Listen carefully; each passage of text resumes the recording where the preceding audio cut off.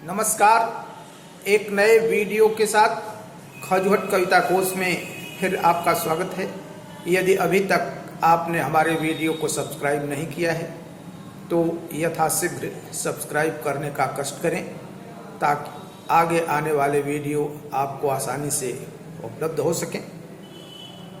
इस वीडियो में UP board के इंटरमीडिएट कक्षा में निर्धारित अभिनव मनुष्य शीर्षक कविता की सरल व्याख्या प्रस्तुत की गई है, जिसके रचयिता राष्ट्र कवि रामधारी सिंह दिनकर जी हैं। देखें, आज की दुनिया विचित्र नवीन, प्रकृति पर सर्वत्र है विजयी पुरुष आसीन।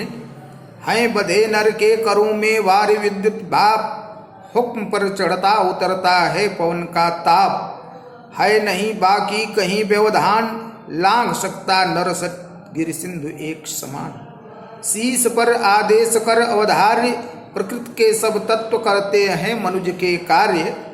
मानते हैं हुक्म मानव का महावरुणेश, और करता शब्द गुण अंबर वहन संदेश। नव्य नर की मुष्टि में विकराल, हैं सिमटते जा रहे प्रत्येक क्षण धिक्काल। वार कहते हैं जल को, करूं करूं माने हाथों, व्यवधान माने बाधा, सरित माने नदी, गिर माने पहाड़, सिंधु माने समुद्र, अवधार्य माने धारण करना, मनुज मनुज माने मनुष्य। वरुण जल के देवता हैं वरुण। अंबर माने आकाश, नव्य माने नवीन, मुष्टि माने मुट्ठी, विकराल माने भयानक, दिक्काल माने दिशा और काल। इस अवतरण में कवि ने वैज्ञानिक प्रगति से प्रकृति पर शासन करने वाले आज के मनुष्य का परिचय कराया है। कहते हैं कि आज की दुनिया विचित्र नवीन, आज का यह संसार अत्यंत ही विचित्र, अचंभित कर देने वाला और नवीन है, नया है, जिसमें प्रकृति पर सर्वत्र है विजयी पुरुष आसीन। मनुष्य ने प्रकृति पर सर्वत्र विजय प्राप्त कर लिया है। हैं बधे नर के करों में वार विद्युत भाप, हुक्म पर चढ़ता उतरता है पवन का ताप। आज मनुष्य ने विज्ञान के बल पर जल, विद्युत और भाप को अपने बस में कर लिया है। प्रकृति की सारी शक्तियां मानव के बस में हो गई हैं। हुक्म पर चढ़ता उतरता है पवन का ताप। अपनी इच्छा अनुसार वह वायु के ताप को भी परिवर्तित कर सकता है, कम बेसी कर सकता है, हवा को भी ठंडी और गर्म कर सकता है नहीं बाकी कहीं व्यवधान, लांघ सकता नर सरित गिर सिंधु एक समान। कहते हैं कि आज के मानव के मार्ग में प्रकृति कहीं भी किसी प्रकार की कोई बाधा नहीं खड़ी कर सकती है। यहां तक कि वह नदी, पहाड़ और समुद्र को भी बड़ी सरलता से पार कर सकता है। शीश पर आदेश कर अवधार्य, प्रकृति के सब तत्व करते हैं मनुज के कार्य। आज प्रकृति के सारे तत्व, पृथ्वी, जल, आकाश, अग्नि और वायु, ये 5 तत्व मनुष्य का आदेश सिरोधार्य कर उसकी आज्ञा का पालन करते हैं।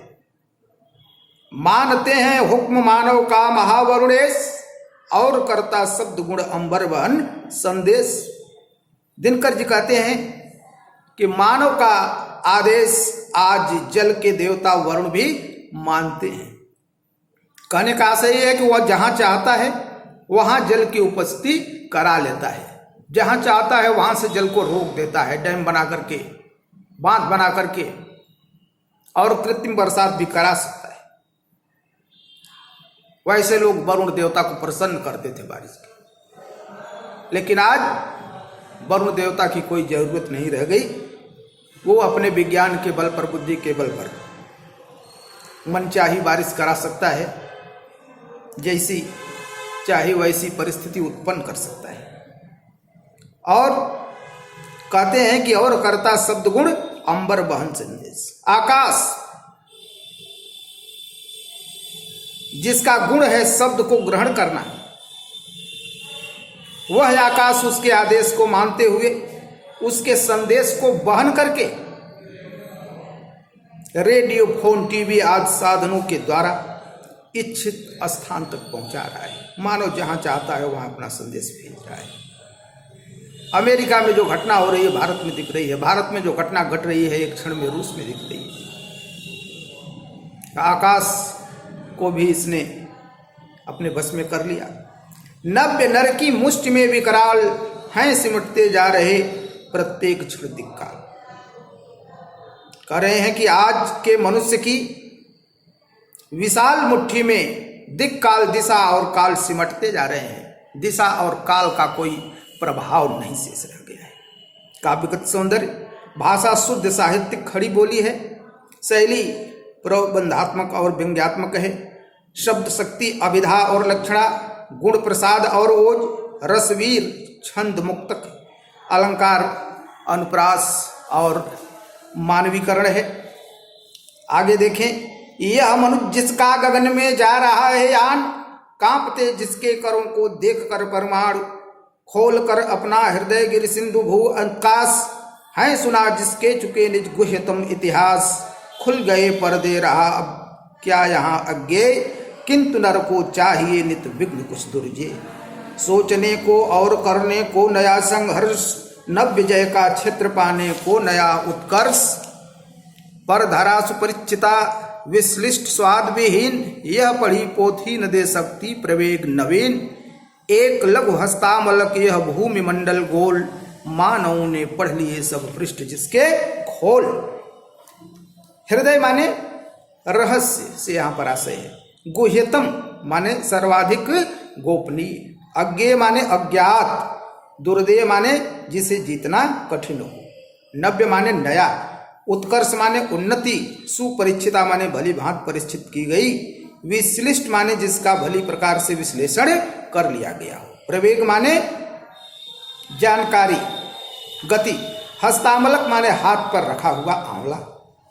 प्रस्तुत अवतरण में कवि बता रहा है कि आज के मानव ने अपने बुद्धि के बल से प्रकृति के सारे गुप्त रहस्यों को उद्घाटित कर दिया है। देखें व्याख्या, कहते हैं कि यह मनुष्य जिसका गगन में जा रहा है यान, कांपते जिसके करों को देखकर। कहते हैं कि आज का यह मनुष्य जिसका बनाया हुआ यान बिना पंख के आकाश में उड़ रहा है, जिसकी शक्ति को देख करके परमाणु भी कांप जाते हैं, खोल कर अपना हृदय गिर सिंधु भू आकाश, हैं सुना जिसके चुके निज गुह्यतम इतिहास। कहते हैं कि इस मनुष्य को अपना हृदय खोल करके समुद्र, पर्वत, पृथ्वी और आकाश सभी अपना गुप्त इतिहास बता चुके हैं। अर्थात जिसने समुद्र, पर्वत, पृथ्वी और आकाश के सभी रहस्यों को जान लिया है। धरती के गर्भ में क्या छिपा है, कौन से खजाने हैं, आकाश में क्या क्या है, सौरमंडल में क्या है, सबका पता मनुष्य ने लगा लिया। अब कुछ भी उसके लिए अज्ञात नहीं बचा है। कहते हैं कि खुल गए पर्दे रहा अब क्या यहाँ अज्ञे, पर्दा हट चुका है, मनुष्य के लिए अब कुछ जानने के लिए शेष नहीं रह गया है। लेकिन ये कहते हैं कि किंतु नर को चाहिए नित विघ्न कुछ दुर्जय, सोचने को और करने को नया संघर्ष, नव्य जय का क्षेत्र पाने को नया उत्कर्ष। कहते हैं लेकिन मनुष्य क्या यह स्वभाव है कि वह कुछ नया सोचने और करने के लिए उत्सुक रहता है, इसलिए वह चाहता है कि उसे नई प्रगति के लिए कोई ऐसा क्षेत्र मिल जाए जिस पर विजय प्राप्त करने के लिए कड़ा संघर्ष करना पड़े। आगे कवि कह रहा है कि पर धरा सुपरिचिता विश्लिष्ट स्वाद विहीन। किसी किताब में पर लिखा है, किसी में यह लिखा है, मेरे समझ से यह ही सही है, यही है। यह धरा सुपरिचिता विश्लिष्ट स्वाद विहीन, मिसप्रिंट होकर के पर छप गया है, यह मान। यह धरा सुपरिचिता, कवि कहता है कि मनुष्य ने इस पृथ्वी का अच्छी तरह से परीक्षण कर लिया है और विश्लेषण करके इसके विषय में सब कुछ जान लिया है। यह पढ़ी पोथी न दे सकती प्रवेग नवीन।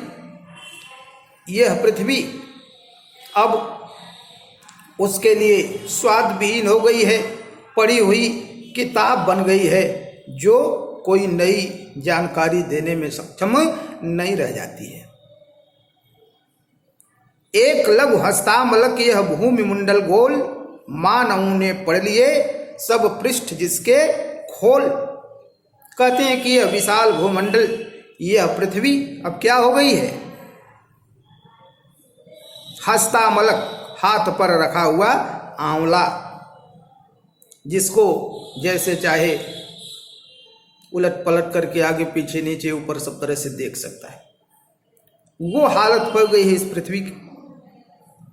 ये विशाल भूमंडल उसके लिए एक आंवले की तरह छोटा पड़ गया है।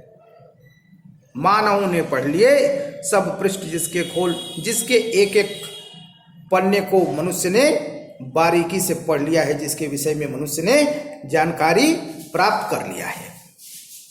जो कह रहे हैं काव्य सौंदर्य इसका क्या देखिए, मानव की उच्च महत्वाकांक्षाओं को कह रहे हैं।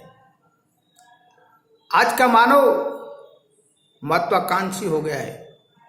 अपने व्यक्तिगत स्वार्थों की पूर्ति के लिए वो प्रकृति के उन रहस्यों से भी पर्दा उठाना चाहता है या उठा लिया है, जो उसे नहीं करना चाहिए। प्रकृति से छेड़छाड़ कर रहा है।